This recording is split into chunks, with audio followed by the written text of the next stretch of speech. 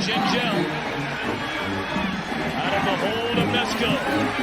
Good snap, good hold, and the kick is blocked. Appalachian State has stunned the college football world. One of the greatest upsets in sports history. Welcome to the Rock. All right. Well, moving over to the defensive side of the ball, last season App State defense gave up 378.7 yards of offense per game, 178 yards rushing, and 200.3 yards passing. This was a slight uptick in total in compared to 2022, and quite a bit increase in rushing yards, almost 50 yards more per game in comparison to 2022.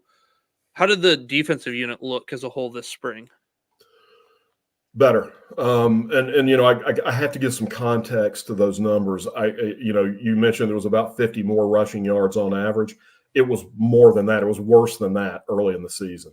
One of the things that happened around mid-year, we were sitting with a losing record, and defensive coordinator Scott Sloan was looking at his personnel. The coaching staff had kind of a little bit of a heart-to-heart one day and said, you know what, the way we're aligned, the things we have done historically here, and this is a defense that has been pretty epic since we moved up to FBS. It has not changed.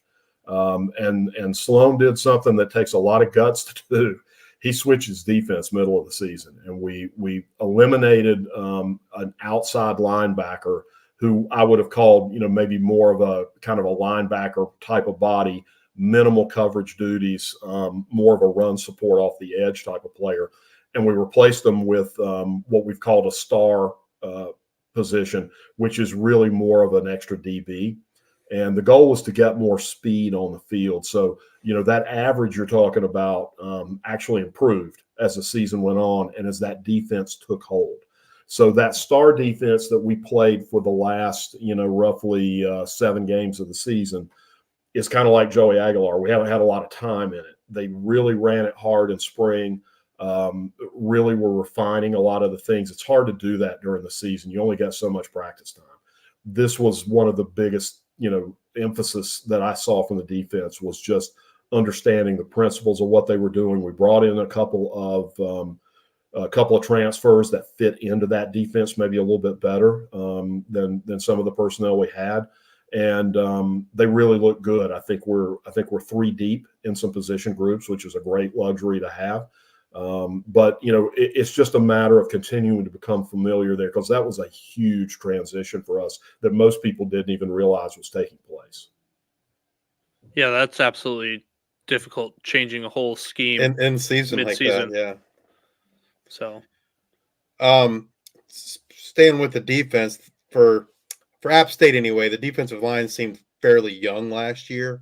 How they look this spring? Have they improved, and like who maybe stood out?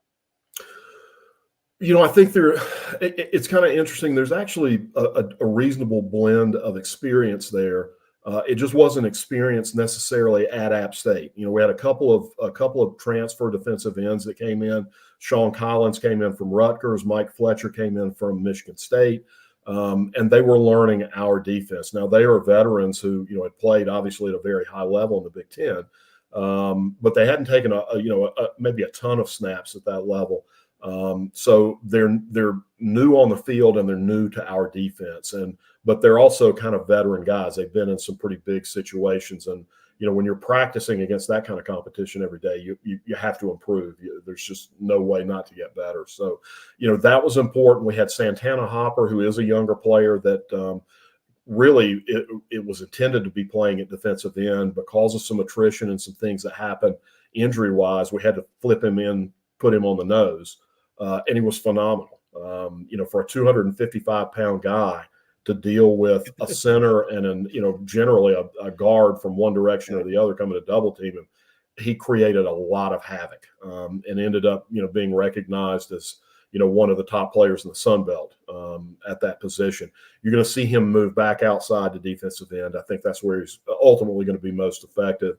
We've got some younger guys that we can bring inside. I think there may be some portal work that goes on the defensive line too. listen, it's portal season coming up. There's going to be some attrition, and there will be opportunities to backfill some spots. But, I think all in all, the defensive line group was good. We also went through a coaching change there. Eric McDaniel, who was once a GA here at App, was the defensive line coach at Troy last season. He came back in after Vic Cabral took a defensive position at West Virginia. So a lot of transition going on. Guys having a new voice leading them and some new principles and that kind of thing. But I didn't see any gaps in the way they performed during spring ball. Sometimes a new coach comes in and you don't expect the unit to be really sharp right out of the gate. That wasn't the case. They looked good. He understood what we were trying to do. He worked in a 3-4 defense last year, so it was all familiar to him. And I think they looked good, but I think there will be better continuity as they continue to work through summer and into fall. All right, let's move back to the next line of defense there. The linebacking group loses their leading tackler in Maine. Their man in the middle of that defense, Andrew Parker Jr. How did the linebackers look? Yeah, Andrew was another guy who had a really good pro day on Monday. I think he probably has really earned himself some opportunities.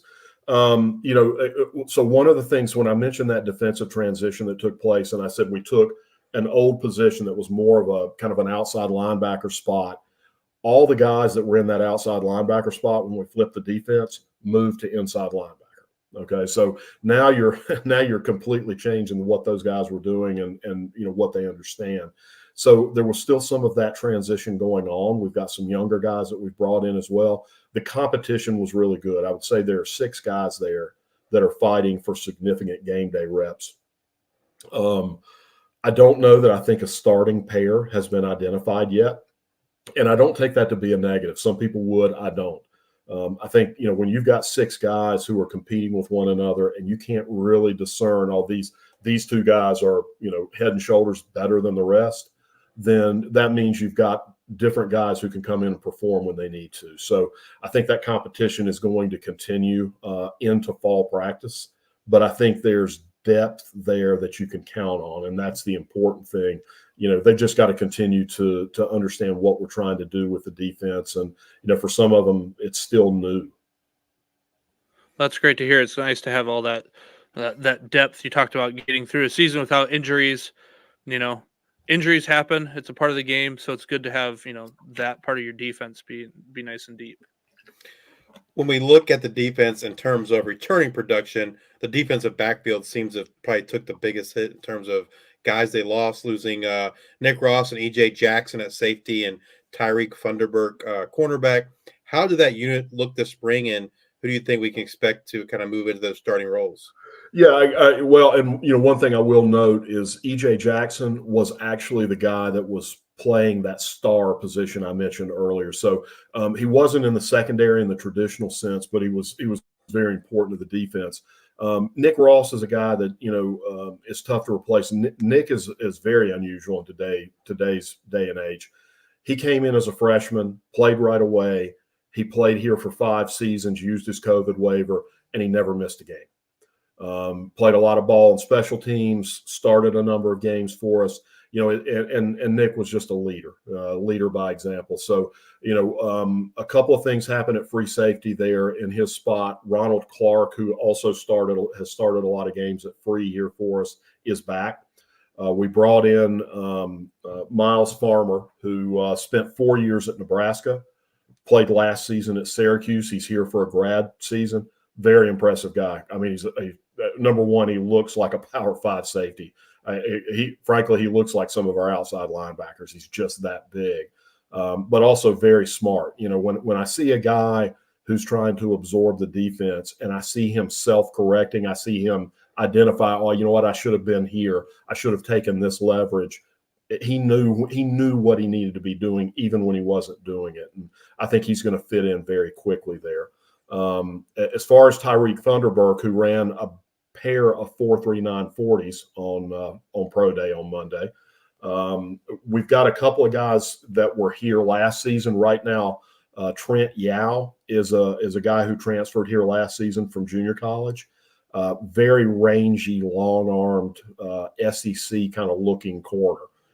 can really manhandle a receiver, long arms. He has really taken a huge step forward. I may have been more impressed with his progress individually in camp than any other defender I saw. There will be some good competition there. I think we're probably, we just committed a transfer corner. We needed probably a little more experience back there. So a guy who I think probably competes for playing time, probably competes for maybe a nickelback situation. But, I feel really good about the group. Ethan Johnson, who's the corner to the boundary side, was all conference last year. And he's just one of those really instinctive players who knows how to manage himself, knows what he needs to do, knows where he needs to be. And then at strong safety, Jordan Favors, who's an absolutely phenomenal playmaker. He's just got to be more consistent. He can make a play that just absolutely everybody's mouth hangs open. And he's also capable of making mistakes. And, it's cleaning up the mistake part is the only thing that prevents him from being on the field, as often as he probably should be. But he was much steadier in spring ball, and I think he's probably the starter in that spot coming into the season. With Farmer's size, do you think they're going to use him in that hybrid star role, or is there somebody else? No, I don't think you use him there. We brought in a transfer from North Carolina A&T, again, going FCS a little bit. Avarian Cole is a guy who came in, and frankly, he took over the star position almost from day one. It was just he's one of those guys that's just kind of built for it. I think they like Miles on the back end back there because, one, despite his size, he covers a lot of ground. He's very rangy, but he's just so smart, and he's big enough to come downhill. For us with a free safety, depending on what the alignment is on the other side of the ball, those guys, we call on those guys to come down, get in the linebacker group, and get physical. And I think that certainly he's somebody that fits that mold. So, no, I see Farmer definitely sticking at free safety, and Cole is more than capable of holding down that star role. So you named a lot of great defensive pieces here for 2024. If you had to pick a defensive player that's going to have their breakout in 2024, who do you think that is? For me, that's going to be Nate Johnson. Nate was playing at what we call the dog outside linebacker. The best way I could describe him is it's more of a stand-up edge rusher. He's number 90 if you guys are watching any film. Nate came in as a true freshman last year, and he was just one of those guys you couldn't keep him off the field. He had a great year last year. Yeah, he did. He's just too talented for that. He's 6'5". I think he probably played most of last year. I don't know if he was 240 pounds. Probably that would be a stretch. He's a good season of weight room time and just focusing on his diet and his body and those kinds of things. He's going to be a monster this year. And he's, as you said, he was very productive last year.